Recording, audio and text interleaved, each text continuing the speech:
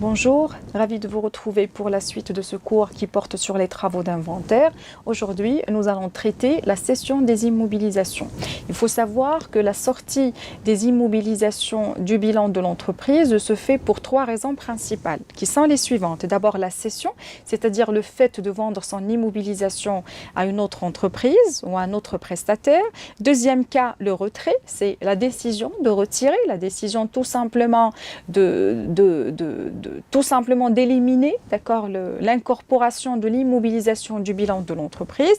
Et troisième cas, c'est l'échange, c'est le fait d'échanger son immobilisation, non pas contre l'argent, mais contre une autre immobilisation appartenant à une deuxième entreprise. Donc il faut savoir que ça, ce sont les trois cas, d'accord, pour lesquels on peut prendre la décision de retirer l'immobilisation du bilan de l'entreprise. Il y a également deux cas différents, exceptionnels, pour lesquels l'amortissement total signifie le retrait de l'immobilisation du bilan de l'entreprise.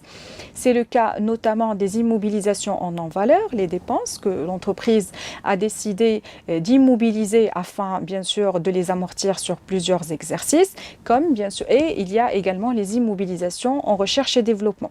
Les immobilisations en recherche et développement sont prévues pour pouvoir tout simplement apporter les dépenses que l'entreprise a immobilisées et pour pouvoir les amortir. Maintenant, la fin des travaux de recherche et développement signifie la naissance d'une nouvelle immobilisation qui va prendre place quelque part ailleurs, comme par exemple une immobilisation incorporelle, d'accord, comme le cas des brevets, comme le cas des logiciels. Et dans ce cas-là, bien sûr, il n'y a aucune raison pour garder les immobilisations en recherche et développement dans le bilan de l'entreprise.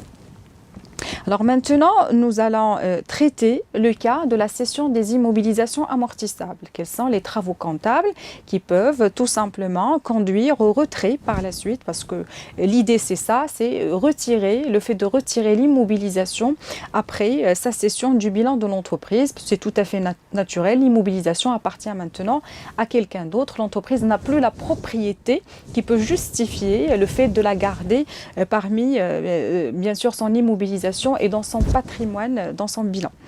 Alors, il faut savoir que la cession d'immobilisation demeure un événement exceptionnel dans la vie de l'entreprise parce que l'activité, le cœur de métier de l'entreprise, c'est la commercialisation de marchandises pour les entreprises commerciales ou la production de biens et services pour les entreprises industrielles. Et en aucun cas, on ne parle de cession d'immobilisation. Au contraire, ce qui est naturel, c'est le fait d'acheter les immobilisations pour pouvoir produire les biens et les services. Donc le fait de céder ces immobilisations a toujours été considéré par la comptabilité comme un événement exceptionnel, comme un événement non courant qui déroge à la nature de l'activité normale de l'entreprise.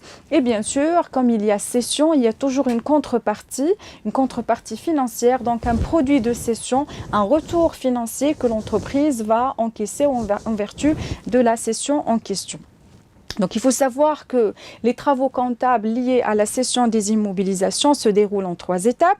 La première étape est la comptabilisation du produit de cession parce qu'on a cédé notre immobilisation. Donc la première chose à faire, il faut bien sûr tenir compte de cette entrée d'argent au sein de la trésorerie de l'entreprise. Donc la comptabilisation du produit de cession va se faire de la manière suivante. Donc toujours directement après la cession et après la réception, d'accord, de la contrepartie financière, il faut bien sûr procéder à l'enregistrement de la cession. Donc, compte de trésorerie ou de créance. Donc là, bien sûr, l'entreprise a le choix entre les deux selon, bien sûr, la nature de la transaction. S'il s'agit d'une transaction au comptant, si on a touché l'argent au comptant, que ce soit sous forme de chèque bancaire ou en espèces ou sous forme de virement bancaire, dans ce cas-là, bien sûr, il faut utiliser un compte de la trésorerie, un compte de la classe 5. Mais si l'entreprise a réalisé la vente à terme, c'est-à-dire il y a eu cette promesse de réception d'argent après un délai donné,